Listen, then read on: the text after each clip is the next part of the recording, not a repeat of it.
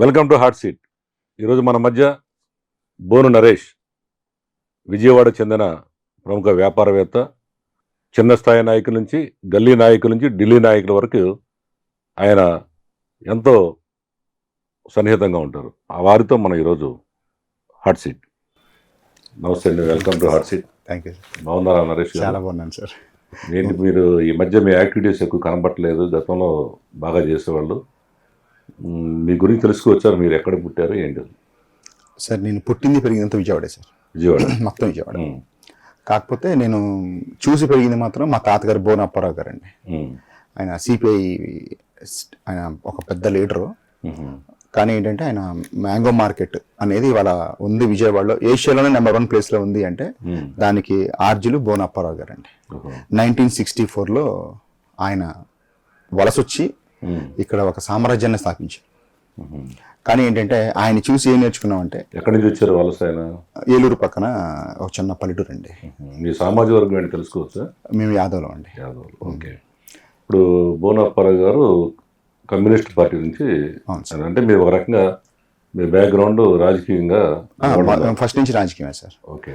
అయితే మా తాతగారిని చూసి నేర్చుకుంది ఏంటంటే, నేను 4th క్లాస్ నుంచి నేను మ్యాంగో మార్కెట్కి వెళ్ళేవాడిని సార్. అంటే మా ఫస్ట్ నుంచి మా ఫ్యామిలీ మొత్తం కూడా మా తాతగారు ఒక రోల్ మోడల్ అనమాట.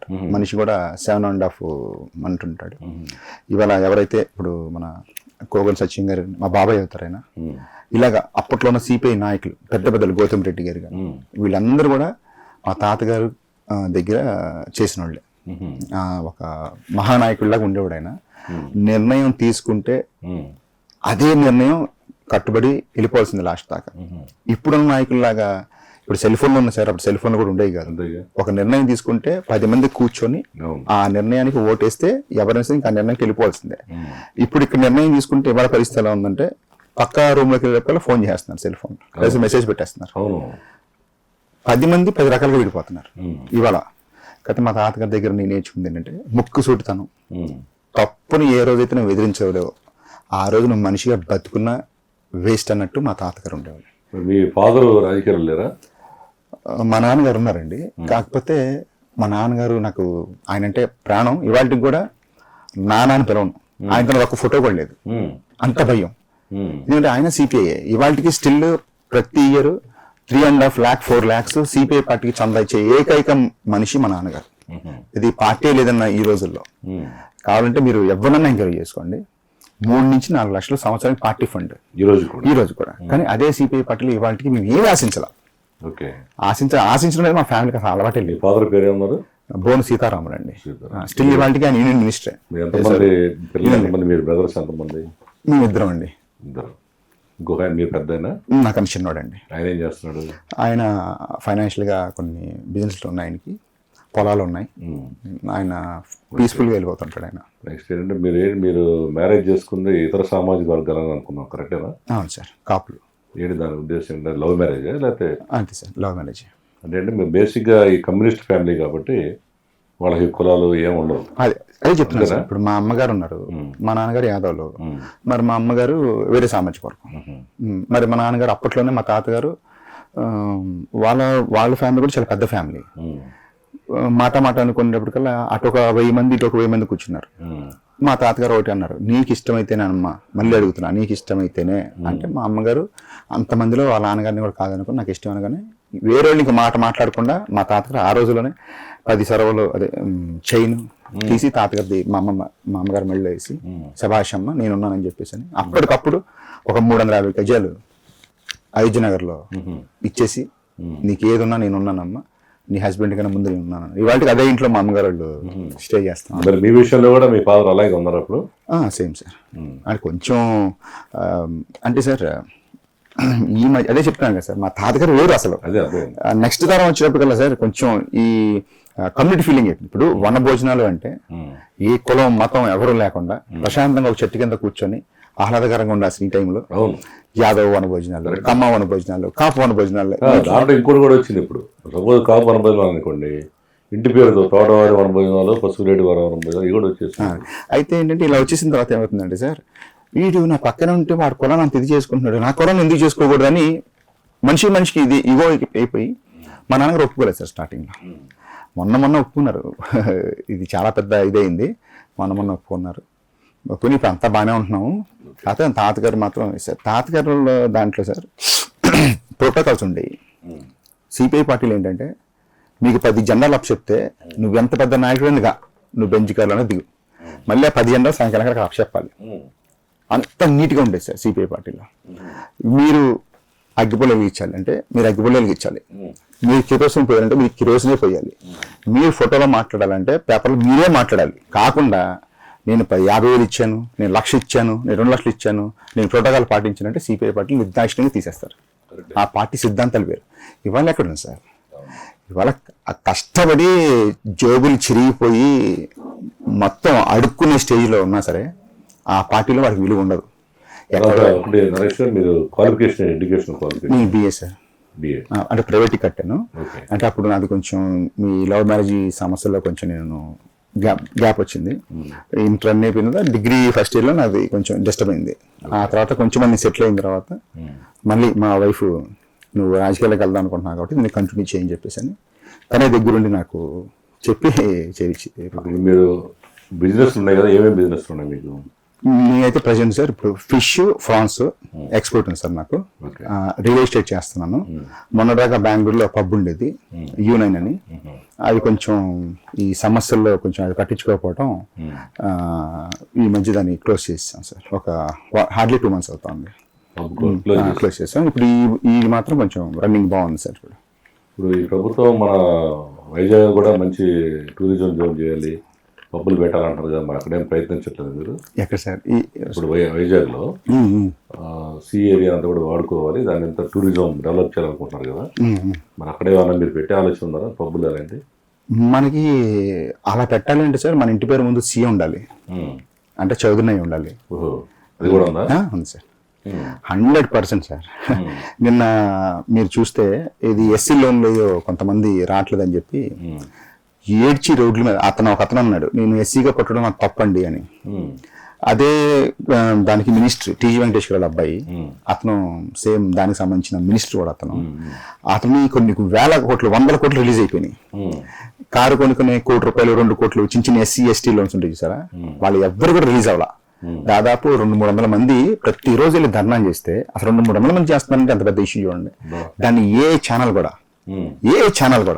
అది చూపించట్లా. నిన్న ప్రైవేట్ గా ఒక యూట్యూబ్ లో తులసి చందు గారు అని ఒక లేడీ, ఆల్రెడీ ఎమ్మెల్యే కూడా మన కొలికిపూడి శ్రీనివాస్ కూడా చెప్పాడు, అలాగే ఒక రాష్ట్రంలో ఎక్కడి నుంచి పోయి పెట్టుబడి ఆకర్షిస్తున్నారు, ఉన్నవాళ్ళకి మీరు సబ్సిడీ లేవు, రోడ్ల మీద వచ్చారని చెప్పాడు. పాపం బంగారం అమ్ముకొని ఇప్పుడు ఏం చేశారు వాళ్ళు ఏంటంటే 2 కార్లు కొనుక్కుంటే ఇల్లు నడిచిపోద్ది. ఒక రైతు వాళ్ళు ఇస్తారంటే ఒక గేదె ఉంటే చాలు, ఒక గేదె పాలు అమ్ముకుంటే ముందు ఫ్యామిలీ నడిచిపోతుంది సార్ హ్యాపీగా. గేదె ఖర్చులు అన్ని పోను, నెలకు 10,000 మిగులుతాయి. అంత చిన్న మెంటాలిటీతో ఉన్న వాళ్ళని కూడా వీళ్ళు అర్థం చేసుకోలేకపోతా ఉన్నారు.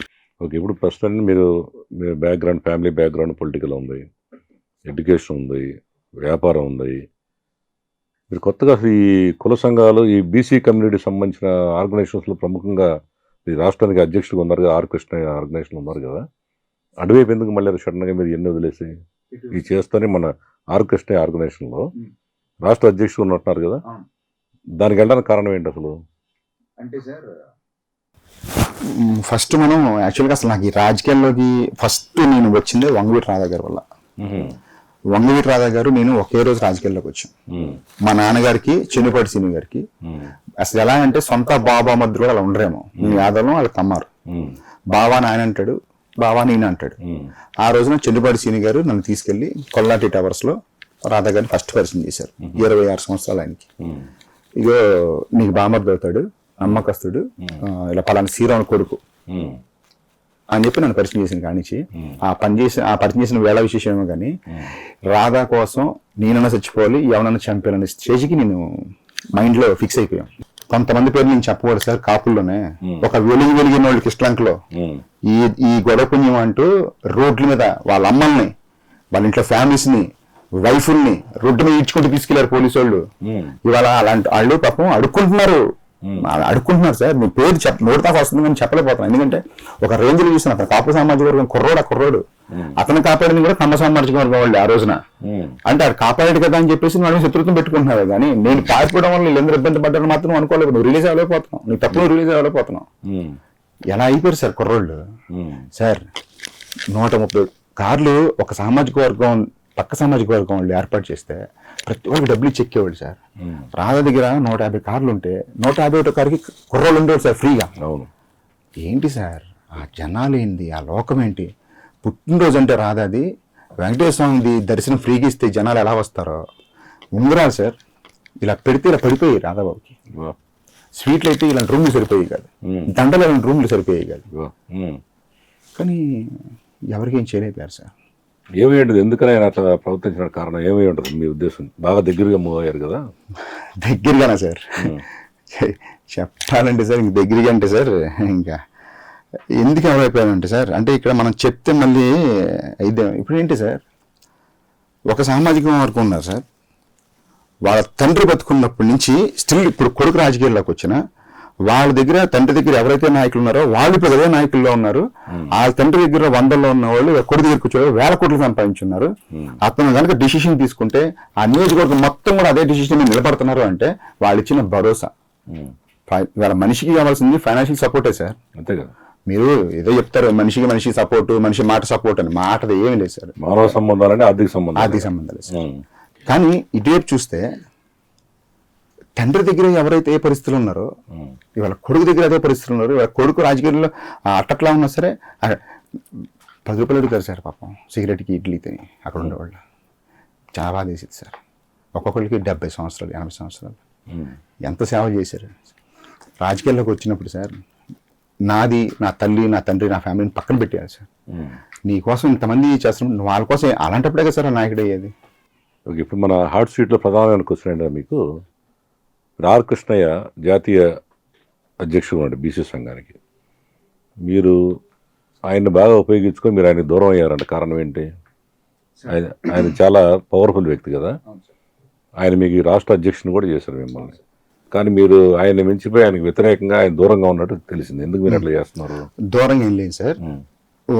ఇప్పుడు చెప్తున్నాను సార్, వంగవీటి రాధా గారి దగ్గర నుంచి తర్వాత మల్లాది విష్ణు గారు, తర్వాత పార్థసారథి గారు మినిస్టర్ గారు, ఎక్కడైనా సార్ ఒక పొలిటికల్ వర్క్ నేను చేసినట్టు కానీ ఒక పొలిటికల్గా 1 లక్ష రూపాయలు దగ్గర సంపాదించినట్టు కానీ ఎవరైనా నిరూపిస్తే సార్, ఇవాళ నేనైతే కష్టపడి సంపాదించానో రిజిస్ట్రేషన్ ఖర్చులు కూడా పెట్టి నేను మీకు రాసేస్తాను సార్. ఏ ఒక్కడు మనకి ఏం చేసింది సార్, చెయ్యాల్సిన అవసరం కూడా మనకు లేదు. ఫస్ట్ నుంచి నా పోరాటం ఒకటే సార్. అదిగా నరేష్ గారు, మీరు ఈ రాష్ట్రానికి ఆర్ కృష్ణయ్య అదే చెప్తున్నాను సార్. ఉన్నారా లేదా? ఉన్నాను సార్. ఆ పదవి ఎవరు ఇచ్చారు మీకు? ఆర్ కృష్ణయ్య గారు ఇచ్చారు. ఆయన మీరు విభేదించిన అదే కారణం చెప్పండి. ఇప్పుడు కృష్ణయ్య నిన్నది మేము రాజకీయంగా ఏం సంపాదించేది కృష్ణయ్య గారు మేము ఎక్కడ వాడుకోలేదు అంటున్నాం సార్. కృష్ణయ్య గారు మమ్మల్ని వాడుకున్నారు. నీ పదవి ఇచ్చాడు, పెద్ద పదవి, రాష్ట్రానికి అధ్యక్షుడు సార్. అంటే నేను ఆర్ కృష్ణయ్య గారితో నా సంబంధాలు 10 సంవత్సరాలు సార్. రాధాబాబు దగ్గర నుంచి బయటకు వచ్చేసిన తర్వాత రాజకీయాలు వద్దనుకున్న వాడిని మాల్లో ఉన్న కన్నిస్వామిని రాజమండ్రిలో ఎవరో ఒక మీటింగ్ పిలిస్తే నేను రావట్లేదు రా బాబు అంటే ఇది దేనికి సంబంధించిందని బీసీ మీటింగ్ అండి అన్నారు. సరే అని వెళ్ళాం. వెళ్తే ఈయన కొంచెం చెగోబేరలాగా ఉన్నాడు, పొట్టిగా అంత అన్నారు కృష్ణయ్య గారు. మా అందరూ మాట్లాడుతూ ఉన్నారు. అందరు నాన్ వెజ్ పెట్టారు. మీరు వెజ్గా స్వామి మీకు ఫుడ్ వస్తుంది తాగండి అన్నారు. సరే అని పక్కన ఇలా కూర్చొని ఉన్నా దిగులుగా. కృష్ణయ్య గారు మాట్లాడే మాటలని నాకు గూజుంస్ వస్తున్నాయి. అసలు ఎవర్రా బాబా అని చెప్పి ఇలా తలుపు చూస్తే ఫస్ట్ టైం చూసాను కృష్ణయ్య గారిని. చూసి నేను ఆయన వెళ్ళిపోయేటప్పుడు షేక్ హ్యాండ్ ఇచ్చి నా పేరు సోన్సో అండి, మీరు బాగా మాట్లాడారు సార్, మన బీసీలో ఎంత ఉందని నాకు తెలియదు సార్ అని చెప్పాను. అసలు బీసీలు అంటే ఏంటి, బీసీల కోసం ఏం చేయాలి ఏంటి అనేది ఆయన చెప్పిన రోజు నాకు తెలిసింది సార్. ఆ తర్వాత నాకు ఇచ్చింది ఏంటో తెలుసు సార్, సిటీ ప్రెసిడెంట్. నాకు పొడ్డోనని సిటీ ప్రెసిడెంట్ ఇచ్చారు. సిటీ ప్రెసిడెంట్ తర్వాత నాకు స్టేట్ వర్కింగ్ ప్రెసిడెంట్ ఇచ్చారు. వర్కింగ్ ప్రెసిడెంట్ ఇచ్చిన తర్వాత యూత్ ప్రెసిడెంట్ ఇచ్చారు. యూత్ ప్రెసిడెంట్ ఇచ్చిన తర్వాత మళ్ళీ నన్ను వేరే దానికి అలాగా నేను కింద స్టేజ్ నుంచి 10 సంవత్సరాల నుంచి స్టేట్ ప్రెసిడెంట్ దాకా ఎదిగాను సార్. కాకపోతే ముఖ్యంగా ఏంటంటే సార్, నేను కృష్ణయ్య గారిని అనుకుంది ఒకటి, కృష్ణయ్య గారి దగ్గర నేర్చుకుంది ఒకటి, ఫైనల్ గా కృష్ణయ్య గారు చేసింది ఒకటి. ఏం చేశారు? మీకు ఆయన చేసిన అన్యాయం ఏంటి అసలు? నాకు ఏ అన్యాయం చేయలేదు సార్. మరి ఎందుకు ఆయన అంటే మీకు పడదు? ఇప్పుడు ఆయన ఏంటంటే సార్, రాజ్యసభ అంటే ఒకప్పట్లో రాజ్యసభ అంటే ఏంటి కూడా మనకి మీనింగ్ తెలియదు. మన వాళ్ళు ఎవరు రాజ్యసభ అవరు, ఎవరో స్టేట్ వాళ్ళు వస్తారు, మన వాళ్ళు అయినా సరే. అదేంటంటే రాజ్యసభ అంటే అమ్మో రాజ్యసభ అంటే రాజ్యసం 500 కోట్లు 300 కోట్లు అనేవాళ్ళు. ఏం నిజమా? అసలు 300 కోట్లు 400 కోట్లు అమ్ముతారా కొంటారా అని ఒక ఇది ఉంది సార్. అలాంటిది జగన్మోహన్ రెడ్డి గారు సార్ ఏలూరు జైహో బీసీ మీటింగ్లో కృష్ణయ్య గారు చేసింది ఏం లేదు సార్ వైసీపీకి. ఆ రోజు మీటింగ్ అటెండ్ అయ్యాడు అంతే. అన్నా నేను నీకు రాశాపిస్తా అన్నాడు సార్. నేను ఎవరు నమ్మలేదు సార్, ఎందుకంటే ఇప్పుడు రాజకీయ నాయకులు చూస్తున్నాం కదా సార్, నమ్మలేదు సార్. కానీ సార్ పార్టీ వచ్చిన తర్వాత కూడా కృష్ణయ్య గారిని గుర్తుపెట్టుకుని రాశాపు ఇచ్చాడు సార్. నేనైతే జగన్ గారికి ఇంకా ఏంటంటే మ్యాడ్ ఫ్యాన్ అయిపోయాను సార్. ఈయనకి చెప్పిన మాట నిలబెట్టుకుని కృష్ణకి ఇవ్వబట్టి ఫ్రీగా ఇచ్చాడు సార్. డబ్బులు ఏం తీసుకోలేదు అసలు ఒక్క రూపాయి. చెప్పండి సార్, కృష్ణయ్య జగన్ అందరికి డబ్బులు తీసుకుంటాడు 100 కోట్లు అంటారు, ఎందుకు తీసుకోలేదా? మీరు ఇచ్చారండి ఆయన తరఫున? ఎవరి తరఫున సార్? కృష్ణ తరఫున మీరే ఇచ్చుంటారు సార్. జగన్మోహన్ రెడ్డి గారితో నాకు ఎటువంటి ఇది లేదు కానీ సార్, సరే బీసీల్లో ఆయన మీద నాకు ఇంకా ప్రేమ పడడానికి అంటే 50 కార్పొరేషన్ సార్. మీరు చూడండి సార్, 50 కార్పొరేషన్ చైర్మన్ చూడండి సార్ మీరు. 50 కార్పొరేషన్లు ఇచ్చి ఏ కార్పొరేషన్ ఫండ్స్ లేవు, నిధులు లేవు కదా. అంటే నేను అనేది అది కాదు సార్. ఇప్పుడు కార్పొరేషన్, ఇప్పుడు ఒక బీసీగా ఉన్న వ్యక్తికి ఒక హోదా కల్పించడం సార్. ఇప్పుడు అన్ని అతను చేయలేడు సార్. మీకు హోదా ఇచ్చినప్పుడు దాన్ని ఎలా ఎస్టాబ్లిష్ చేసుకోవాలనేది మీ స్టాండర్డ్స్ మీరు మెయింటైన్ చేయాలి. ప్రతి ఒక్కళ్ళు అంటే ఆ పదవి విలువ తెలియని వాళ్ళకి కూడా ఇచ్చేసాడు బీసీలకి. వాళ్ళందరూ ఏంటంటే మీరేది ఇస్తే మేమే తినేద్దాం అన్నట్టున్నారే కానీ, అరే మనకి ఇచ్చాడు బాధ్యతగా. మనం జనాల్లో తిరిగితే అసలు దీంట్లో మూలాలు ఏంటని వెళ్ళి జగన్ గారికి చెప్తే దాన్ని బట్టి ఆయన ఏం చేస్తాడో చెప్తాడు. ఇప్పుడు పదవులు తీసుకున్నాడు తప్పు అంటారు. ఇప్పుడు పదవి తీసుకున్నాడు కదా సార్, తీసుకున్న చేయలేకపోవడం తప్పు అంటున్నాను. చేయలేకపోవడం డబ్బులు లేదు వాడేం చేస్తాడు. అసలు ఇక్కడ ఈ సమస్య అనేది జగన్ గారికి చెప్పాలి కదా సార్. ఇప్పుడు చెప్పడానికి ఆయన అందుబాటులో ఉండాలి కదా. జగన్ ఎవరికి అందుబాటులో లేడుగా సీఎం ఉన్నప్పుడు. ఏమో సార్, నాకైతే మాత్రం మరి నేను ఎప్పుడు వెళ్ళినా మాకు అందుబాటులో ఉండేవాడు. అడగదు కాబట్టి మీ పదవి లేదు కాబట్టి మేము వెళ్ళినప్పుడల్లా అడిగేవాళ్ళం సార్. సార్ అసలు బీసీలకి 50% కావాలని చెప్పేసి అని ఫస్ట్ రాజ్యసభలో పెట్టిన ఎవరో తెలుసా సార్? జగన్మోహన్ రెడ్డి గారు విజయసాయి రెడ్డి గారితో చెప్పించారు సార్. ఆ కళ కోసం 42 సంవత్సరాలు కృష్ణ కొట్టుకుంటున్నాడు. అలాంటిది బిల్ పాస్ అయితే లేని పక్కన పెడితే బీసీలకి 50% రిజర్వేషన్స్ కావాలి అని చెప్పేసి పెట్టింది జగన్మోహన్ రెడ్డి గారు ఫస్ట్. ఇంకంతకన్నా ఏం కావాలి సార్ బీసీలకి? ఇప్పుడు ఆయన అది చేసేస్తే బీసీలకి వేరే ఎవరైనా చేయక్కర్లా. మా రిజర్వేషన్స్ మాకు ఉంటాయి. ఇప్పుడు ఎస్సీ ఎస్టీ రిజర్వేషన్స్ ఎలా ఉన్నాయో అలా మా రిజర్వేషన్ మాకు వచ్చేస్తాయి. ఇంకా అంతకుమించి ఏం చేస్తారు సార్? నాకు అర్థం కావట్లేదు. ఒక చిన్న బ్రేక్ తీసుకున్నాం. సమస్యలపై రగిలే జ్వాల మేము, అవినీతిని అడ్డుకునే అధికారులం మేము. రాష్ట్రమైనా దేశమైనా ప్రశ్నించే గొంతు మాది. మా కోసం కాదు, మా బిడ్డల భవిష్యత్ కోసం పోరాడతాం. విప్లవ పునాదులను పుట్టిస్తాం. అందరికీ సామాజిక న్యాయం జరిగేలా చేస్తాం. ఇది మా దేశం, ఇది మా హక్కు. ప్రజా సమస్యల పరిష్కారానికి వస్తుంది మీ ప్రజాగలం, మీ నెంబర్ 1 న్యూస్లో. Welcome back to hot seat. So Naresh గారు సార్, ఇప్పుడు మీరు బీసీ సంఘం తరఫున యాక్టివ్గా ఉన్నారు. మీరు వైఎస్ జగన్కి అనుకూలంగా పనిచేస్తారు అని అందరూ అనుకుంటారు. నిజమే కదా? నిజమే సార్. నిజమేనా? ఎందుకని ఆయన అంటే మీరు అభిమానం అసలు? నేను అదే సార్ చెప్తున్నాను కదా సార్. బీసీలకి ఆరాధ్య దైవం ఆర్ కృష్ణయ్య అని ఒక బోగొట్టు ఉంది. అది మేము కూడా నిజం అనుకున్నాం. నేను నిజమే అనుకున్నాను సార్. నిజం కాదేంటి? కాదు. అదేంటి? కాదు సార్. ఎందుకంటే అదే హైదరాబాద్ లో ఉన్న కృష్ణయ్య నిజంగా బీసీలకి ఆరాధ్య దైవం అయితే అదే హైదరాబాద్ లో ఉన్న గవర్నమెంట్ అతనికి పిలిచే వాళ్ళ రాజ్యసభ. కానీ కృష్ణయ్య చచ్చిపోతున్న చెట్టుకు నీళ్లు పోసింది వైఎస్ జగన్మోహన్ రెడ్డి గారు. అసలు అదే అర్థం కావట్లేదు. ఎక్కడో తెలంగాణలో ఉన్న ఆర్ కృష్ణయ్య గారిని తీసుకొచ్చి ఇక్కడ జగన్ గారు బీసీ ఇచ్చాయంటే ఆశ్చర్యపడుతున్నారు అందరూ. మరి అలాంటి పెద్ద ఆయన పట్టుకొని ఆయన కాదు, ఆయన నిజం కాదు, ఆయన సరైన లీడర్ కదా అంటున్నారు ఏంటి మీరు? ఎందుకంటే సార్ జగన్ గారి దృష్టిలో అది పడ్డానికి, ఈయన రాజ్యసభ ఇవ్వడానికి, ఆయనకు పడ్డానికి చాలా మంది నలిగిపోయారు. ఒక రథం వెళ్తున్నప్పుడు కింద దిష్టికి బోర్డు గుమ్మడికలు పెడతారు చూసారు. ఆ బోర్డు గుమ్మడికలు ఎవరు చూడరు పాపం. కానీ దాంతో దిష్టి పోయిందని అందరూ హ్యాపీగా వెళ్ళిపోతుంటారు. కానీ మూలమే అది. అలాగే ఎంతో మంది కృష్ణయ్య కోసం నలిగిపోయారు సార్. ఆంధ్రప్రదేశ్ లో మీరు ఇంటర్వ్యూ చేయండి సార్, తెలిసిపోద్ది ఎవరు బతికేంటి అనేది, ఎవరు ఇదేంటి కూడా. నాకు కడుపు రగిలిపోతుంది సార్ కృష్ణయ్య పేరు ఎత్తితేనే. ఎందుకు అంత బాధ? లేదు సార్, ఎందుకంటే అసలు రాజ్యసభ అనేది అసలు 500 కోట్లు 300 కోట్లు అని మాట్లాడుకున్న టైంలో జగన్మోహన్ రెడ్డి వచ్చి దాన్ని రిలయన్స్ అంబానీ రిలయన్స్ ఫోన్ ని ఎస్టాబ్లిష్ చేసేసినట్టు, అంటే ఫ్రీగా చేసేసినట్టు, సామాన్యుడు కూడా వెళ్ళిపోవాలన్నట్టు రాజకీయాన్ని అతను అలా చేసేసాడు. నిజంగా ఆయన 1 రూపాయి తీసుకోకుండానే ఇచ్చాడు. 100% 1 రూపాయి కూడా తీసుకోవాలా. అసలు ఈయన వెళ్ళిపోవడం కారణం ఏమేంటుంది? బీజేపీలోకి వెళ్ళిపోయాడు, నాకు వద్దని వదిలేసి కారణం ఏంటి అసలు? కారణం ఏంటంటే సార్, తన చెడి వనవంతా చెడగొట్టిందనేది అంటున్నట్టు ఇతను కూడా నేటి వయసులో బుద్ధి కలిగింది. డబ్బు ఇస్తారా అవతల? మిగతా వాళ్ళకి జరిగిపోయినాయి కొన్ని, ఇతని కళ్ళ ముందే జరిగినాయి. ఒక రోజు 2 రోజులు ఉన్నాడు పాపం గట్టిగానే. ఇంట్లో ప్రెషర్స్, మరి కొడుకు ప్రెషరో ఎవరి ప్రెషరో తెలియదు, కానీ ఎవరికి తెలియకుండా తెల్లవారుజామున 6:00 ఫ్లైట్ వేసి ఢిల్లీ వెళ్ళిపోయాడు. వెళ్ళిపోయి మొత్తం టు బి హానెస్ట్, సరే ఇక్కడి నుంచి తీసేసేయండి, హైదరాబాద్ లో ఆయనకి కవచ కొండలాగా ఉండి సొంతం కోస్తే కృష్ణ రక్తం వచ్చేవాళ్ళు కూడా వాళ్ళకి కూడా తెలియదు పాపం వాస్తవంగా. నేను అడిగిన వాళ్ళని, ఏం పద్ధతిరా, ఏం పుట్టకరా మీద అని అడిగితే, మీరు నమ్మిన నమ్మకం మా కన్నతల మీద చెప్తున్నా మాకు కూడా తెలియదు ఏంటని చెప్పి అడిగితే, మీకు తెలియదులే మేము తర్వాత మాట్లాడతాం. తర్వాత మేము కృష్ణ గారిని అడిగాం, ఆయన చాలా పెద్ద సూక్తులు చెప్పాడు. ఏమనంటే, జగన్ గారి గవర్నమెంట్లో అంట ఇప్పుడు రాజ్యసభ సీట్లు లేవంట, ఎమ్మెల్యే సీట్లు లేవంట, దానివల్ల అంట ఇతనికి వచ్చే టైం చాలా తగ్గిపోద్దంట బీసీ గురించి పోరాడటానికి. అదే ఇటు మారితే 1 గంట గంట వచ్చిద్దంట ఇంత పొడుగున, దానివల్ల బీసీ గురించి బాగా పోరాడతాడంట. మరి సరే మేము దానికి సరే కొంచెం కన్విన్స్ అయ్యాం. మరి ఇప్పుడు 2 సంవత్సరాలు అయిపోయింది, ఏ రోజు రాజ్యసభలో మాట్లాడావు? జగన్మోహన్ రెడ్డి గవర్నమెంట్లో ఉన్నప్పుడే నువ్వు మాట్లాడావు ఎక్కువసేపు, ఇప్పుడు ఎక్కడ మాట్లాడుతున్నావు? కాదు, ఇప్పుడు మీరు ఆయన మీద వ్యక్తిగతంగా కష్ట పెట్టుకున్నారు, కానీ వాస్తవంగా బీసీల గురించి నాకు తెలిసి ఇండియాలో ఆయన ఒక్కడ ఏకైక గొంతు అనిపించేది. మరి మీరు ఎందుకు అట్లా మాట్లాడతారు అనవసరంగా? ఆయన్ని దూరంగా ఉన్న కొండలు చాలా నల్లగా ఉంటాయి సార్. ఎందుకంటే మీకు చెప్పే స్థాయి కూడా అది కాదు, ఎందుకంటే చాలా చిన్న వయసు.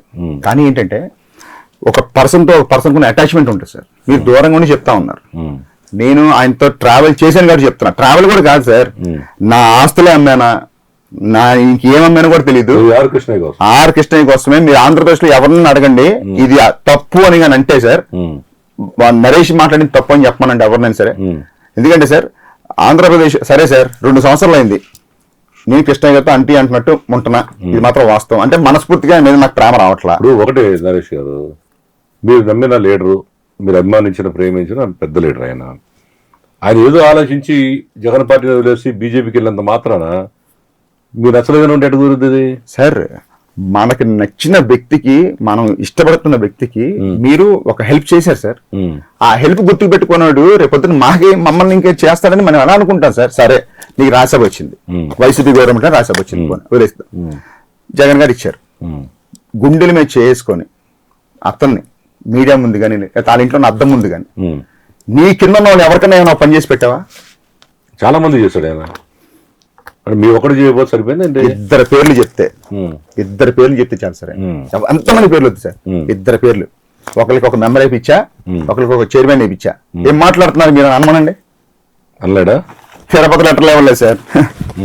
హైదరాబాద్ సవిత తల్లి ప్రేమ అంటారు చూసారా సార్, నాకు ఇవ్వలేదు సార్ తిరుపతి లెటరు. సిగ్గిడిచి చెప్తున్నాను ఇవాళ మీ ముందు. ఇవాళ ఇప్పుడు దాకా అసలు ఓపెన్ అవ్వకూడదు అనుకున్నా. ఆయన మీద చాలా అందరూ అనుకుంటున్నారు, దేవుడు ఏదో నరేష్ పెడితే ఒక 1000 మంది వస్తున్నారు, 1000 మందికి భోజనంలో టిఫిన్లు పెట్టేస్తున్నాడు, కృష్ణ ఏదో పెట్టేస్తున్నాడు నరేష్ అనుకుంటున్నారు అందరూ. కృష్ణయ్య పెట్టేది ఏమీ ఉండదు. నాకు అందరూ నన్ను అడుగుతారు నన్ను ఎప్పుడు. ఇప్పుడు ఒకటి నరేష్ గారు, నాకు అర్థమైందంటే మీరు బీసీ లీడర్ అయిన మీ నాయకుడు వదిలేసి ఒక రెడ్డి కులస్తులైన జగన్మోహన్ మీద అభిమానం పెంచుకొని మీ క్యాండిడేట్ని మీరు అట్లా అంటాం బాగాలేదు అసలే. ఇది అనేక నేను చూసే గతంలో ఆయన మీటింగ్స్ కూడా, నరేష్ 4 రాష్ట్రాల నుంచి జనాలు తీసుకొచ్చాడని మీ గురించి అంత బాగా చెప్పే వ్యక్తిని మీరు ఎట్లా అంటాం ఏం బాగాలేదు. అవును సార్, ఎందుకంటే ఇప్పుడు రాజమండ్రిలో మీటింగ్ సార్, రాజమండ్రిలో మీటింగ్ అయితే 6 ఫ్లైట్ టికెట్లు, హైదరాబాద్ నుంచి రాజమండ్రి 1,00,000, హైదరాబాద్ రాజమండ్రి నుంచి హైదరాబాద్కి 1,00,000, 2 లక్షలు. అక్కడ హైయెస్ట్ హోటల్ రాజమండ్రిలో, కాస్ట్లీయెస్ట్ హోటల్ కాకా రాకేష్ రాయుడు అని యూత్ ప్రెసిడెంట్ ఇప్పించాను నేనే.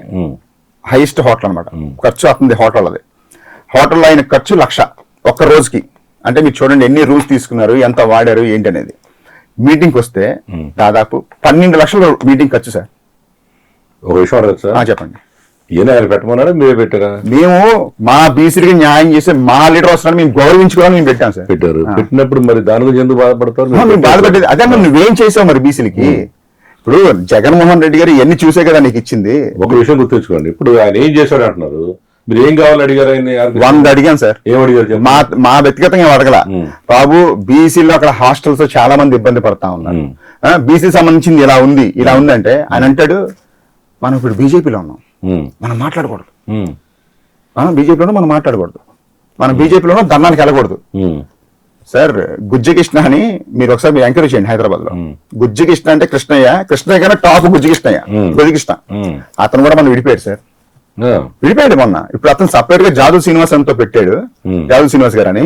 పరిగెడుతున్నా అక్కడ బీసీ ఉద్యమాలు పరిగెడుతున్నాయి హైదరాబాద్ లో. ప్రతి రోజు TV9, TV5, ఆంధ్రజ్యోతిలో మారు మోగుతి అతనే. గుజ్జకృష్ణ రూపపరంగా ఏం లేదు అతని దగ్గర, కానీ లీడర్ అంటే ఎలా ఉండాలి, ఒక జరిగిందంటే దీన్ని జనాలకు ఎలా తీసుకెళ్ళాలి, మొత్తం ప్లానింగ్ అంతా అతనిదే. మనం 10 లక్షలు ఖర్చు పెడితే దాని పబ్లిసిటీ అతను 1,00,000 రూపాయలు తీసుకొస్తాడు. ఎదుటి ఖర్చు పెట్టినవాడు కృష్ణలాగా కాదు. ఇప్పుడు నాకు టచ్, నాకు మన ఫోన్ చేశాడు సార్, ఏం లీడర్ అసలు ఏమనుకుంటున్నావు అన్నాడు. ఇలా అన్నా. ఇప్పుడు మనం ఏది మాట్లాడినా కృష్ణ మీద బ్యాడ్గా మాట్లాడినట్టుంటది. అది అతను వదిలేసేయండి, ఇంకా అతని గురించి ఎక్కడ మాట్లాడద్దు. అందరూ కూడా వదిలేసేయండి మాట్లాడద్దు అంటే అతని గురించి అసలు జనాలకు చెప్పేవాళ్ళు ఎవరు? అందరూ ఏమనుకుంటున్నారంటే మీ మీద అతను ద్రోహం చేసామనుకుంటున్నారు. కానీ మా మీద అతను సంపాదించుకొని ఈ రోజున అతను ఒక కరెక్ట్ గా ఆర్ కృష్ణ సంపాదించాలని చెప్పుకున్నాయి. చాలా ఇప్పుడు ఆ ఇల్లు చూసారు మీరు, చాలా ఆర్డినరీగా ఉంటుంది. ఆర్ కృష్ణ ఇల్లు చాలా సింపుల్ గా ఉంటాడు. అదే సార్, అది చేత కావట్లేదు సార్, అది నేర్చుకోలేకపోతున్నాం మేము. అదేంటి అది ఎలా నేర్చుకోవాలో మాకు అర్థం కావట్లా. అంటే అష్టబాన్గా అంటే ఒక అబద్ధాన్ని ఒక అబద్ధాన్ని ఇది పచ్చి అబద్ధం అని తెలిసి కూడా దాన్ని డేర్గా మీ ముందు ఎస్టాబ్లిష్ చేయడం అలాగో మాకు రావట్లేదో, మరి అది నేర్చుకోలేకపోతున్నా నాకు అర్థం కావట్లా. సార్ ఉంటున్న ఇది మీరు చూస్తున్నారు, ఆ ఇల్లు అది దాటి మీరు వెళ్తే పని చేయడానికి కొన్ని లక్షలు అవుతుంది పొలాలకి. అంత సంపాదించాడా సార్? అలా కొడుకే చెప్పాడు సార్ నాకు. గంటల ఫోన్ చేసి బూతులు తిట్టేవాడు. విజయసాయికి లెటర్ రాస్తా, జగన్మోహన్ రెడ్డి లెటర్ రాస్తా. ఇది ఆర్ కృష్ణ కొడుకు తండ్రి మీద. ఇందులో ఏదన్నా తప్పు ఉంటే, వాళ్ళ అబ్బాయి తప్పు అంటే నా దగ్గర కొన్ని రికార్డింగ్స్ ఉన్నాయి, అవి కానీ వదిలితే బద్దలే బద్ద ఫ్యామిలీ. కానీ వదలను, ఇప్పటికీ కాదు, ఆయన రాజ్యసభ అయిన కొత్తలో చెప్తున్నా, ఇప్పటికీ కూడా కోల్డ్ వార్ నడుస్తూ ఉంటది. ఆస్తుల పంపకాల దగ్గర మరి మీరు అన్నారు కదా చాలా ఇది ఉన్నప్పుడు, మరి ఆస్తుల గురించి కొట్టుకోవడం ఉంది సార్? ఏం లేదు మరి ఏ ఆస్తుల గురించి కొట్టుకుంటున్నారు? కూతురు కొడుకు. కృష్ణ గారి వాళ్ళ వైఫ్ మీద మిథున్ రెడ్డి గారికి డైరెక్ట్ గా ఎవరైతే కృష్ణ గారి పిఏ ఉన్నాడో అతను రాజీనామా చేస్తూ చెప్పాడు, తిరుపతి లెటర్లు అమ్ముతున్నారు. అది చాలా విడ్డూరంగా మిథున్ అతను రాజీనామా చేశాడు సార్. ఆ కుర్రాడు రాజీనామా, మోక్షిత్ పేరు, కర్నూలు కుర్రాడు. అతను ఢిల్లీలో పిఏ ఇచ్చారు. కరెక్ట్ గా 3 నెలలు చేశాడు. బాబోయ్ నా వల్ల కావట్లేదు, నేను చేయలేదు, ఆ ప్రెషర్లు ఏంటి బాబు, నా వల్ల కావట్లేదు, నాకు వచ్చే జీవితంలో వాళ్ళ స్టాఫ్ కి 10,000 ఇవ్వడం ఏంటి, నేను కష్టపడడం ఏంటి, బయట కనిపించేది. ఇదంతా చూడబోతుంటే మీరు సపరేట్ గా ఏదో కొత్త ఒక సంఘాన్ని స్థాపించారు ఏంటి? ఇక్కడ స్థాపిస్తున్నారని డౌట్గా ఉంది నాకు. బీసీ సంఘాన్ని కొత్తగా మీరే ఆంధ్రప్రదేశ్ ఎస్టాబ్లిష్ చేస్తున్నారా? సార్ ఖచ్చితంగా ఆంధ్రప్రదేశ్ ప్రజలకి, ముఖ్యంగా నా బీసీ సోదరి మనందరికీ కూడా బోను దుర్గన్ రెడ్డి అంటే బాగా తెలుసు సార్. నిజంగా చెప్తున్నాను సార్, బాగా తెలుసు. తెలియని కూడా అన్నాం, తెలుసు. నరేష్ దిగితే ఎలా ఉంటది సార్? 60 ఏళ్ల ముసలోళ్ళ కానించి అందరూ మమ్మల్ని ఆశీర్వదించి వెళ్తారు సార్ మీటింగ్ జరిగితే. ప్రయత్నం చేస్తున్నట్టు 100% చెయ్యాలి సార్. ఎందుకంటే సార్ ఇవాళ బీసీ గురించి కరెక్ట్ గా మాట్లాడాడు ఆవిడ. ఈ రాష్ట్రంలో నాకు తెలిసి ఒక బీసీ నేతలు ఎవరు కనపట్లేదు, గెట్టోడు ఎవరు కనపట్లేదండి. గెట్టోడు కనపట్లేదంటే సార్ కక్కుర్తి పడిపోతున్నారు సార్ దేనికి, పదవులకి. ఇప్పుడు చంద్రబాబు నాయుడు గురించి మాట్లాడకపోతే ఏదో పదవి ఇచ్చేస్తాడు సార్. నేను అనేది అసలు ఎలా అయిపోద్ది అంటే సార్, నిజంగా మీరు కష్టపడితే ప్రూఫ్ ఎందుకు సార్? ఇప్పుడు నా తండ్రి సీతారాములు, నా తండ్రి ఫోటో పెట్టుకుని తిరుగుతానంటే ఈయనే మా నాన్న అని అందరికీ తెలుసు. అలాగే మీరు వర్క్ చేస్తే పేపర్ కటింగ్లు ఎందుకు, ఫోటోలు ఎందుకు, ఫైల్స్ ఎందుకు తయారు చేసుకుని వెళ్ళి వాళ్ళ దగ్గర పెట్టి చూడండి అని అంటే మీరు కష్టపడలేకపోతున్నారు. నేను ఒకటే చెప్తాను సరే, బీసీ నాయకుడు కానీ ఒకటే చెప్తా, నిజంగా మీకు దమ్ముంటే రండి, చేయండి. బీసీలకి జనాల్లో ఉన్న సమస్యలు తెలుసుకోండి. ఏ రోజైతే మీరు ఒక మీటింగ్ పెట్టి స్టేజ్ మీద ఉన్న ఫోటో కాకుండా పేపర్లో ఎదురుగా ఎంతమంది వచ్చారో ఫోటో కనుక మీరు పేపర్లో ప్రచురిస్తే ఆ నిజంగా బీసీ నాయకుడే సార్. ఇప్పుడు మీరు పెట్టడానికి ఎంతమంది వస్తారు చెప్పండి. మీరు ఒక ఈ నరేష్ బోన్ నరేష్ మీటింగ్ పెట్టడం అనుకున్నాం, సుమారు ఎంతమంది వస్తారు మీటింగ్కి? ఇప్పుడు సార్ నాకు 24 hours టైం ఇవ్వండి. 25 అసలు యాక్చువల్గా ఒకటి చేద్దాం అనుకున్నాను సార్, చిన్న ప్రాబ్లం వచ్చి ఆగింది, కొంచెం డైనమల్ ఉండి ఆగిపోయాను. నేను ఇప్పుడు కలిసి 24 గంటలు మీరు నాకు టైం ఇస్తే 10,000 మందిని 26 జిల్లాల నుంచి 26 జిల్లాల నుంచి సార్, మళ్ళీ ఇక్కడి నుంచి కాదు, మళ్ళీ మీరు వచ్చిన ప్రతి ఒక్కరిని ఎంకరేజ్ చేసుకోండి, మీకు ఏం డబ్బులు ఇచ్చి తెప్పించారా అని. సార్ నరేష్ కి ఆ బ్రాండ్ ఉంది సార్. అంత కెపాసిటీ ఉందా? అంటే ఏంటంటే సార్, నాయుడు గారు ఎదగాలి, నాయుడు గారు అంటే నాకు ప్రాణం, నాయుడు గారిని దాటి ఒక మాట కూడా ముందుకు వేయను, ఎందుకంటే అది నా తాత నాకు నేర్పించిన సంస్కృతి. ఏ నాయుడు గారు? మీరే సార్, అంటే మిమ్మల్ని అనుకుంటున్నా, ఎగ్జాంపుల్ చెప్తున్నాను సార్. నాయుడు గారు ఉన్నారు, నాయుడు గారిని ఓన్ చేసుకున్నా, చంద్రబాబు నాయుడు అనుకున్నా. లేదు సార్, లేదు సార్, ప్రాణం పోయినా సార్ అసలు వాళ్ళంటేనే మాకు పడదు, ముఖ్యంగా నాకు పడదు. ఎందుకంటే సార్ అది వేరే సార్ అసలు సబ్జెక్టే. మా తాతగారికి అంత ఆస్తిపరుడు అయినా సార్, ఆయనకన్నా పెద్ద పదవి ఉన్న అతను చిన్న కుర్రాడైనా పార్టీ ఇస్తే అతన్ని కుర్చీలో కూర్చోబెట్టి మా తాత నేల మీద కూర్చున్నాడు సార్. మేమందరం ఆశ్చర్యపోయేవాళ్ళం, కమ్యూనిస్ట్ భావాలంటే ఏంటి అసలు మనవాడుగా నాకు అసలు ఏంటి మా తాత ఏంటి ఇలా, మా తాత ఎత్తితే 1000 మంది వస్తుంటారు. ఆ తాతగారు చనిపోతే మ్యాంగో మార్కెట్ నుంచి కృష్ణలంక శ్మశానానికి వెళ్ళడానికి పొద్దున 9 స్టార్ట్ చేస్తే సాయంత్రం 8 అయింది. ఇంకా చూడండి సార్, మార్కాపురం, గజ్జలకొండ మొత్తం అన్ని చోట్ల నుంచి వస్తారు, ఎందుకంటే మ్యాంగో మార్కెట్ మామిడికలు దిగుతాయి సార్. ఏషియాలో నెంబర్ 1 ప్లేస్ సార్.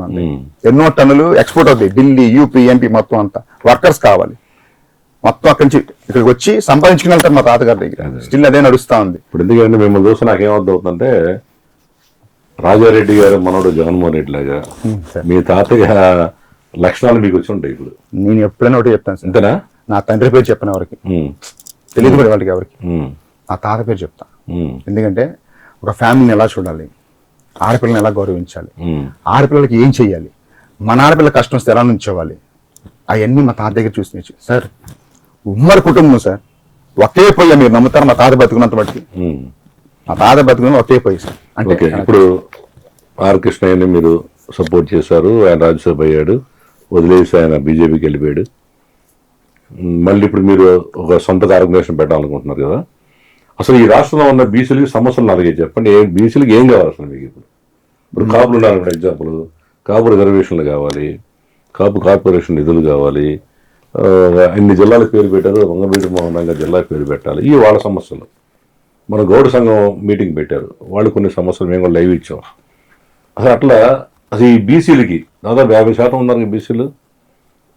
పట్టుమంది చూస్తే 5 లీడర్లు కూడా కనబట్టలేదు రాష్ట్రంలో, ఎదుగుతున్నా కనబట్టలేదు. అసలు భూతద్దం వేసినా బీసీ లీడర్ ఎవరయ్యా అని ఎక్కడ ఏ ఉద్యమం కూడా లేదు. ఆర్ కృష్ణయ్య ఆయన సగం అయిపోయింది అనుకున్నాం. ఇప్పుడు మీరు ఒక యంగ్ డైనమిక్ లీడర్గా ముందుకు వచ్చి బీసీలో నాయకత్వం వహించడం సిద్ధంగా ఉన్నారా మీరు? 100% సార్. మీరు 5 సమస్యలు చెప్పమన్నారు, నేను ఒకటే సమస్య చెప్తాను సార్. ఒక్కటే సమస్య చెప్తాను. మా బీసీలో స్ట్రెంత్ ఎక్కువ, సంపాదించాలి తక్కువ, అందుకనే మా బీసీ మహిళలకు కానీ వాళ్ళకి కానీ హాస్టల్స్ ఉన్నాయి. నాది ఒకటే సమస్య సార్, నా బీసీ మహిళలు ఇప్పుడు ఎవరైతే చదువుకుంటున్నారో ఇంటర్మీడియట్, డిగ్రీ అని, కనీసం వాళ్ళు వాడుకునే శానిటరీ వ్యాపర్స్కి కూడా అడుక్కుని, అంటే ఇవాళకి కూడా పరిస్థితులు నడుస్తుంది. కొన్ని చూస్తే నిజంగా కళ్ళ నీళ్ళు వస్తాయి. నిజం సార్, అంటే లేడీస్కి ఉన్న ప్రాబ్లంకి వాళ్ళు వాడతారు, ఆ ప్యాడ్స్ కూడా కొనుక్కోలేని పరిస్థితిలో ఉన్నారు. మరి నిజంగా మీరు అన్నట్టు మరి కృష్ణయ్య నిజంగా బీసీ నాయకుడు అయ్యి ఉంటే ఇవాళ ఈ సమస్యను ఏ రోజున వాటి మీద పోరాడారు సార్? ఎంతసేపు అయిపోయాం ఒకటే సబ్జెక్ట్, బీసీలకి రిజర్వేషన్స్ కావాలి. ఎక్కడ సార్ రిజర్వేషన్స్? నువ్వు 42 సంవత్సరాల నుంచి పోరాడుతున్నావు, కింద ఇటు గురించి పట్టించుకునేది ఎవరు లేరు సార్. నేను అనేది అదే, నాకు ఈ కింద సమస్యలు మాట్లాడుతుంటేనే పెయిన్ కూడా నన్ను మాట్లాడొద్దు అంటారు, గ్రౌండ్ రియాలిటీ మీరు మాట్లాడుతున్నారు, ఆడే మాట్లాడొద్దు అంటారు. లేడీస్ సమస్య రెండో చెప్పడానికి ఏమున్నాయి? అదే సార్, అసలు మీరు మీ సంఘం ఒకవేళ మీరు బాగా పటిష్టపరిచి మీరు మంచి లీడర్, డైనమిక్, 1000 మంది జనం వస్తారు, బాగానే ఉంది. మీ ఆశయం 4 చెప్పండి ఫస్ట్. మీకు ఏం కావాలి మీ డిమాండ్? సార్ ప్రధానంగా ఇవాళ వైద్యం, మంచి తిండి, మంచి బట్ట ఎవరైనా కోరుకునేదే. ఇవాళ చదువుకుంటేనే కదా సార్ రేపొద్దున్న ఇదే. ఇప్పుడు జగన్మోహన్ రెడ్డి గారిని మేము అంత ఇదిగా ఇచ్చేసేది ఏంటంటే, మొదటి నుంచి కూడా చదువు అంటే మన మన మన దేశంలో ఫస్ట్ ఉండేది కేరళ, కానీ జగన్మోహన్ రెడ్డి వచ్చిన అది మారింది సార్. ఆంధ్రప్రదేశ్ అనేది ఒక మీరు చూస్తే గణాంకాలు చూడండి. ఇంకోటి ఏంటంటే జగన్మోహన్ రెడ్డి ఇంకోటి ఉంటుంది, ప్రతిదీ టీవీ ఓపెన్ చేసి అతను చూపిస్తాడు, ఇదిగో ఇలా జరిగింది ఇలా జరిగింది ఇలా జరిగిందని. అలాగే చెప్పే నాయకుడే వాళ్ళు లేడు. నేననేది ఏంటంటే అతను ఉన్నప్పుడు చదువులో మార్పులు వచ్చినాయి, వైద్యంలో మార్పులు వచ్చినాయి, అవన్నీ చూసి మేము అతనికి ఆకర్షితులమయ్యాం. కానీ వేరే ఏమి పదవి ఆశించేం కాదు సార్. నేను ఏ పదవి అడగలేదు, ఏ పార్టీలో నాకు సభ్యత్వం లేదు. ఏ నాయకుడు కూడా కనీసం అంటే కనీసం మేము ఇబ్బందులు ఉన్నప్పుడు కూడా 10 రూపాయలు సాయం చేసినట్టు లేదు, 10 రూపాయలు సాయం అడిగింది కూడా మేము లేము. మేము అనేది ఒకటే, బీసీలు నిజంగా మీరు చదువు అనేది ప్రాపర్ గా చేస్తే రేపొద్దున ఉద్యోగాల పేరు మీద వాటి మీద రేపొద్దున నాయకులుగా తయారవ్వాలన్నా ఏదన్నా అక్కడ ముందు ఫౌండేషన్ కరెక్ట్ గా పడితేనే రేపొద్దున ఫ్యూచర్ బాగుంటుంది అనే ఆలోచన మాది సార్. తర్వాత ముఖ్యంగా ఈ రాజకీయ రిజర్వేషన్ బీసీలు 50% ఉన్నారు కదా, మరి సీట్లు కూడా మీరు 50% అడగాలిగా. ఇప్పుడు నేను చెప్పేది అదే కదా సార్. ఇప్పుడు గట్టిగా ఒక పెద్ద మీటింగ్ అన్నా మామూలు కదన్నా, ఇలా ప్లాన్ చేస్తున్నామన్నా, ఇలా వస్తారన్నా, మనం దీని మీద కూర్చుందాం అనగానే డిసిషన్స్ మారిపోతున్నాయి సార్. మీరు డిమాండ్ చేస్తారు కనీసం ఆ దిశగా ఖచ్చితంగా సార్. 100% జగన్మోహన్ రెడ్డి ఇస్తాడు 50%. 100% సార్. ఇంకోటి సార్, జగన్మోహన్ రెడ్డి గారు ఇస్తారా లేదని కదా, అది ఎవరిస్తే ఆళ్లే సార్ మాకు.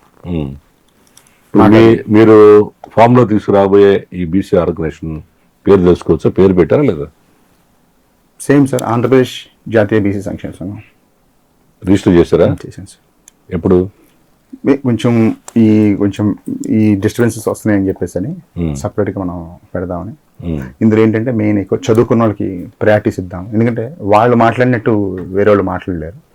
నిదానంగానే సరే ఒక్కొక్క జిల్లాకి ఒక్కొక్క నాయకుడిని తయారు చేసుకుంటూ ఆల్మోస్ట్ ఇందులో నాకున్న పరిణితి కానీ నాకున్న అనుభవాలు కానీ గతంలో ఉన్నాయి కానీ చూసుకుంటే చాలా మంది కూడా ఇబ్బందులు పడిన వాళ్ళు, వాళ్ళందరినీ ఒకసారి కలుద్దాము అంటే రాష్ట్రం మొత్తం ఒకసారి టూర్ లా పెట్టుకొని. మరి దీనికి ఇప్పుడు దాకా ఆర్కెస్ట్రా అయితే ఫాలో అయిన వాళ్ళు చాలా మంది ఉన్నారు కదా, పెద్ద పెద్ద రేటు మారేష్ వీళ్ళందరూ కొన్ని పేర్లు చెప్పారు. ఆయన నాకు బాగా సన్నిహితంగా ఉంటాడు ఆయన. మరి వాళ్ళందరూ సహకారం మీకు ఎట్లా ఉంటుంది? ఇప్పుడు నాకు ఆ సహకారం వద్దు సార్. ఎందుకని? ఇప్పుడు కూడా నేను అది చెప్తున్నాను సార్. అంటే ఏంటి సార్, ఇప్పుడు నాకు అర్థం కావట్లేదు. ఇప్పుడు టీడీపీ గెలిస్తే వైసీపీ నుంచి టీడీపీలోకి వెళ్ళిన వాళ్ళకి సీట్లు పదవులు, టీడీపీ ఓడిపోతే టీడీపీ నుంచి వచ్చిన వాళ్ళకి వైసీపీలో ఇంతేనా సార్? అటు నుంచి ఇటు నలిగిపోయేదాము కింద వాళ్ళు. సరే, ఒక హీరోకి ఒక వర్గం ఉన్నట్టు ఒక రాజకీయ నాయకుడు కూడా ఒక వర్గం ఉంటుంది సార్. పిచ్చి ఉంటుంది సార్ పార్టీ అంటే. ఇప్పుడు మీరు న్యూజిలాండ్ అటు సైడ్ వెళ్తుంటే యాదవ్లు ఎన్టీ రామారావు బొమ్మ వేసుకుని వెళ్తుంటారు. మేము కమ్మరు అనుకుంటాం, కాదు రామారావు. ఏంటంటే కృష్ణుడు వేసం వేసాడు కాబట్టి కృష్ణుడు ఎలా ఉంటాడని చూపించింది రామారావు అన్నట్టు మాట్లాడుతుంటారు. అవును, చాలా మంది అక్కడ మీరు చూడండి సార్. అంతెందుకు సార్, ఇప్పుడు నేను పుట్టిబడి సెంట్రల్ నియోజకవర్గం తీసుకున్నాను, తిట్టి తీసుకున్నాం. ఏ పొలిటీషియన్ అన్నా అప్పుల పాలు అయిపోయి చచ్చిపోయినోడు ఉన్నాడా? ఏ పొలిటీషియన్ అయినా సరే అప్పుల పాలు అయిపోయి చెప్పి ఇంకోటి చేసినోడు ఉన్నాడా? కానీ కింద వ్యాపారస్తులు చాలా మంది నా కళ్ళ ముందు నాశనం అయిపోయాడు ఉన్నారు. అది నేను అనేది ఏంటంటే నాయకత్వం, ఈ నాయకులందరూ సార్ చెప్పినా మారారు సార్, ఎంత చెప్పినా మారారు సార్. సో మరి మీరు చెబితే మీరు రంగంలోకి వచ్చిన తర్వాత మార్పులు తీసుకొస్తారు. మరి అంటే ఒక స్టార్ట్ చేస్తే ఇవాళ కాదు సార్, రేపు కాదు సార్, ఎల్లుండు, ఆ తర్వాత ఇంకొక వస్తుంది ఖచ్చితంగా. ఇప్పుడు ఒక ముసలాయన మామిడి చెట్టు ఏదో నాటుతుంటే ఒక రాజు ఎక్కిరిస్తాడు, ఎరా నువ్వు ఇది పాతేసి ఇది ఎదిగిస్తే నువ్వు తినేద్దామనే అని. అప్పుడు అతను అంటాడు, ఇది నా కోసం కాదురా బాబు, వచ్చే తరాలన్నా సరే తింటే అని వాళ్ళు నాటుతున్నాను నీకు విత్తనం అని. ఆ సేమ్ ఇవాళకైనా ఇప్పటికైనా సరే బాబు, మన కోసం పోరాడు ఎవడూ లేడు, మన కోసం మనమే పోరాటం చేయాలి. మీ సమస్యలు ఏవైతే ఉన్నాయో ఖచ్చితంగా సార్ ప్రతి హాస్టల్ విజిట్ చేస్తాం, అక్కడ మా ఫోన్ నెంబర్లు పెడతాము. ఏ పార్టీ వచ్చినా సరే మా బీసీ సమస్యల మీద ఎవరైతే మాకు స్టాండ్ తీసుకుంటారో వాళ్ళతోనే మా ప్రయాణం 100%. అలా లేని రోజున ఖచ్చితంగా మళ్ళీ మేము బయటకు వస్తాం.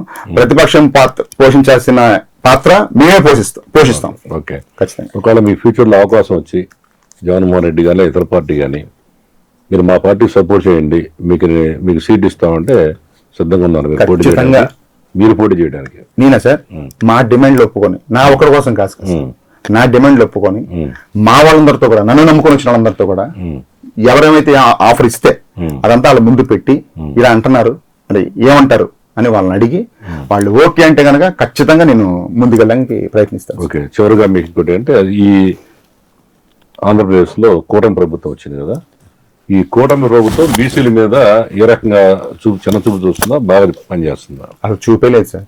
బీసీల మీద, ఎస్టీల మీద లేదు, బీసీల మీద లేదు, రైతుల మీద లేదు. మరి వాళ్ళందరికీ ఎవరి మీద చూపు? ఏ కులం మీద ఉందన్నారు? ఏ కులం మీద లేదు సార్.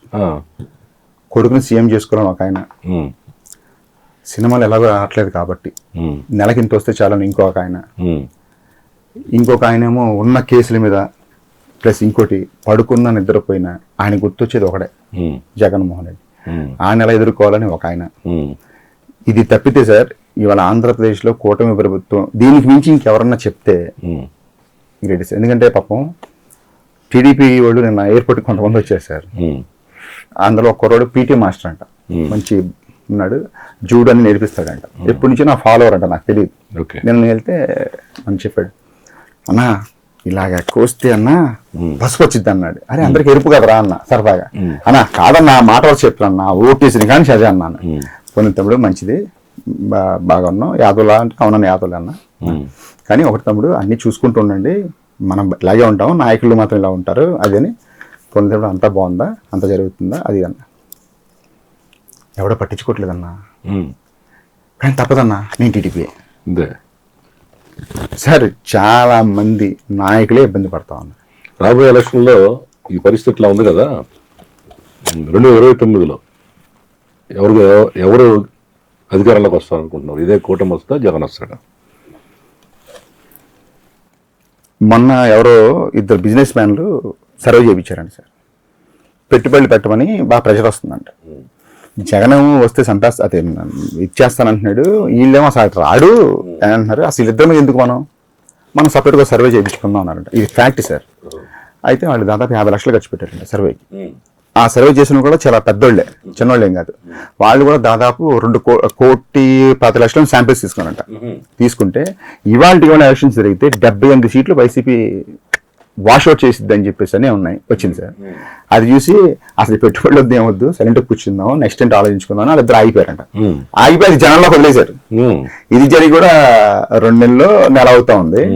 అయితే ఇంకొక ప్రముఖ మినిస్టర్ వైఫ్ రేపు కాబోయే సీఎం చేయాలని సలహాలు జరుగుతున్నాయి అతన్ని. వాళ్ళు కూడా సర్వే చేయించుకుంటే దాదాపు 82 సీట్లలో మైనస్ ఉందని చెప్పి వచ్చింది. ఏదైనా కానీ మీరు కూడా రాబోయే రోజుల్లో బీసీ నాయకుడిగా మంచిగా ఎదిగి ఒక మంచి స్టేజ్ రావాలని మేము కోరుకుంటున్నాం. నిజంగా సార్ మీ మాట పుణ్యం అంటూ నిజంగా నేను అలాగే అయితే సార్ సిపిఐ పార్టీలో ఏ సిద్ధాంతాలు ఉన్నాయో అదే సిద్ధాంతంతో అసెంబ్లీకి బస్సులోనే వెళ్తాను సార్. ఓకే. ఏదైతే అసెంబ్లీకి బస్సుని ఏర్పాటు చేస్తారో అదే బస్సులో వెళ్తా. అంటే మీకు బస్సు గురించి మాట్లాడానంటే మాకు ఎంత అవగాహన ఉందో మీరు అర్థం చేసుకోండి. ఇదే సిపిఐ పార్టీ నుంచి గెలిచిన ఏ నాయకుడైనా సరే అసెంబ్లీకి బస్సులోనే వెళ్ళాలి. వాళ్ళ కార్లు ఎక్కించుకెళ్తానో వాళ్ళు ఒప్పుకోరు. అలాగే సార్ ఏ ఏ ఏ ప్రాబ్లం ఉన్నా సరే, ఏది ఉన్నా సరే, నాకు ఏదైనా పార్టీ ఆఫర్ ఇచ్చినా సరే, నా బీసీలకు అన్యాయం జరుగుతుంది, నా బీసీలకి అది జరుగుతుంది అన్న రోజున ఆ పార్టీ నుంచి నేను బయటకు వచ్చి అదే పార్టీ మీద మళ్ళీ తిరుగుబాటు ఎగరడానికి కూడా మేము ఎప్పుడు సిద్ధంగా ఉంటాం సార్. మంచిది. థ్యాంక్ యూ అండి. ఈరోజు మన నంబర్ 1 ఛానల్కి వచ్చి అనేక విషయాలు మీ ద్వారా తెలుసుకున్నాం. ఇప్పుడు బీసీల గురించి తెలుసుకున్నాం, అట్లాగే జగన్ గురించి, అసలు ప్రస్తుతం నడుస్తున్న వ్యవహారాలు చాలా విషయాలు చెప్పారు. మీకు థ్యాంక్ యూ వెరీ మచ్. మంచి మీరు హార్ట్ సెట్ కార్యక్రమం పాల్గొన్నందుకు. అట్లాగే ముఖ్యంగా రేపటి ఈ రోజున మీకు 25వ తారీఖు మీ జన్మదినం కానీ ప్రత్యేకంగా మీకు జన్మదిన శుభాకాంక్షలు. Thank you. యాక్చువల్లీ ఏంటంటే సార్ మమ్మల్ని చాలా మంది పిలిచారు సార్ ఇంటర్వ్యూలకి, అడిగి పిలుస్తారు కానీ సార్ చాలా మంది ఏంటంటే కమర్షియల్గా కొన్ని మాట్లాడొద్దంటారు, కొన్ని చేయొద్దంటారు, కొన్ని చేయొద్దంటారు. కానీ నేను మీ గురించి తెలుసుకొని అసలు మీ ఇంటర్వ్యూలో కూడా నేను కొన్ని చూసాను, మేడం గారికి చెప్పాను. సార్ సెలబ్రిటీ అనుకుంటానండి నేను అడగను. కాబట్టి నేను మీ తడక ఒకళ్ళు వచ్చి మామూలుగా అప్రోచ్ అయినప్పుడు చూపిస్తే మదర్ ప్రామిస్ అంటే ఈయన సెలబ్రిటీ అనుకుంటున్నానండి, పక్కన ఆ సార్ ఇంటర్వ్యూ చేస్తున్నారేమో అనుకున్నాను అని చెప్పాను. అలాగే మీరు కూడా ఎన్నో కష్టాలు పడి, ఎన్నో ఇబ్బందులు పడి మీరు ఏమంటే గ్రౌండ్ లెవెల్లో వెళ్ళినప్పుడు అవన్నీ మేము పడి వచ్చాం కాబట్టి ఆయన నాకు తెలుసు గ్రౌండ్ లెవెల్లో ఎవరు ఏం కష్టపడుతున్నారు, కింద ఎవరు షో డబ్బు చేస్తున్నారు. కాబట్టి మా ఆశయం ఏంటంటే మీలాంటి డైనమిక్ లీడర్స్ని తయారు చేసి ఈ రాష్ట్రంలో తయారు చేయాలని మా ఉద్దేశం. మాకు వేరే ఏ పార్టీ కానీ ఏ కులం వ్యతిరేకంగా ఉండదు. సో ఎనీహౌ మీరు రావటం ఈ జన్మదిన సందర్భంగా ప్రత్యేక ఇంటర్వ్యూ మీతో చేయడం సంతోషంగా ఉంది. Thank you very much. ఇది ఈరోజు హార్ట్ సెట్ కార్యక్రమం. తిరిగి వచ్చే వారం మరొక విశిష్ట వ్యక్తితో కలుద్దాం.